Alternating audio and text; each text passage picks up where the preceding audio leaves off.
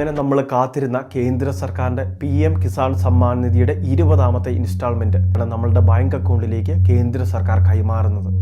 ഉത്തർപ്രദേശിലെ വാരണാസിയിൽ വെച്ച് പ്രധാനമന്ത്രി രാജ്യമെമ്പാടുമുള്ള കർഷകരെ അഭിസംബോധന ചെയ്ത് സംസാരിക്കുകയാണ്.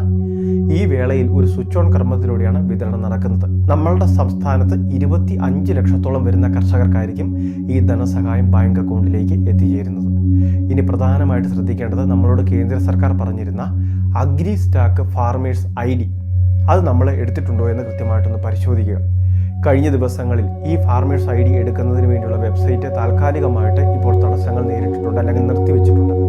അത് വീണ്ടും പുനഃസ്ഥാപിക്കുമെന്നാണ് നിലവിൽ ലഭിക്കുന്ന അറിയിപ്പ്. അത് എടുത്തിട്ടില്ലാത്ത കർഷകർക്കും ഈ 20ാമത്തെ ഇൻസ്റ്റാൾമെൻറ്റ് ഒരു തടസ്സവും കൂടാതെ ഇവരുടെ ബാങ്ക് അക്കൗണ്ടിലേക്ക് എത്തിച്ചേരുന്നതാണ്.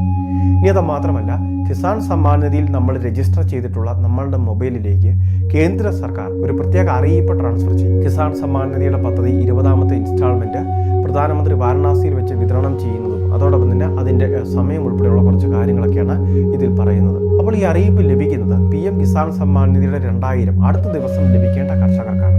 ഈ ഫോണിൽ, നമ്മുടെ ഫോണിൽ ഈ അറിയിപ്പ് എത്തിച്ചേർന്നിട്ടുണ്ടോ എന്ന് കൃത്യമായിട്ടൊന്ന് പരിശോധിക്കുക. ഇനി ചില ഫോണുകൾ ആക്റ്റീവ് അല്ലാത്തത് മൂലം അല്ലെങ്കിൽ നമ്പറുകൾ ചേഞ്ച് ചെയ്ത മൂലം ചിലപ്പോൾ മെസ്സേജ് എത്തിച്ചേരണമെന്നില്ല.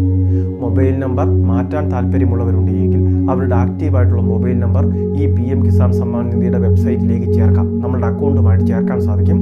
അതിനടുത്തുള്ള ഓൺലൈൻ സർവീസ് സെൻ്ററുമൊക്കെ ആയിട്ട് ബന്ധപ്പെട്ടാൽ മതി. ഇനി മറ്റൊരു പ്രധാന കാര്യം ശ്രദ്ധിക്കേണ്ടത്, നമ്മുടെ ഇലക്ട്രോണിക് KYCയുടെ സ്റ്റാറ്റസ്. മുൻപ് നമ്മൾ ഒരിക്കലും ഈ KYC ചെയ്തതാണ്.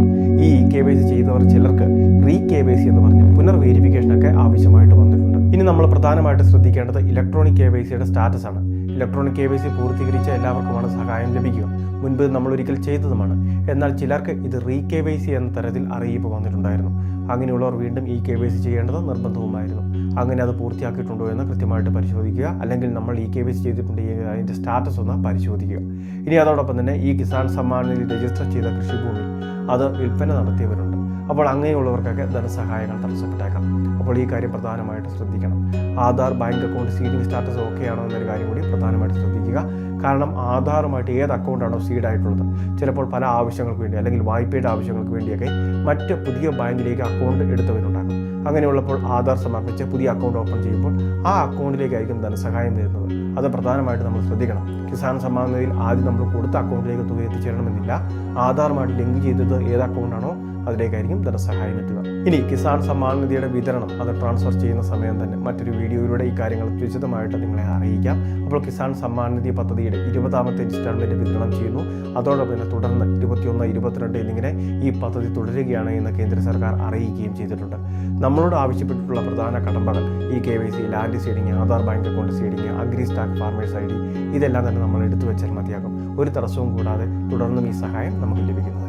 വളരെ പ്രധാനപ്പെട്ട ഒരു ഇൻഫർമേഷൻ എല്ലാവരിലേക്കും ഷെയർ ചെയ്തെത്തിക്കുക. ഇതുപോലുള്ള വിവിധ സർക്കാർ പൊതു പദ്ധതി അറിയിപ്പുകൾ തുടർന്നും ലഭിക്കാൻ ചാനൽ മറക്കാതെ സബ്സ്ക്രൈബ് ചെയ്യുക, ഫോളോ ചെയ്യുക.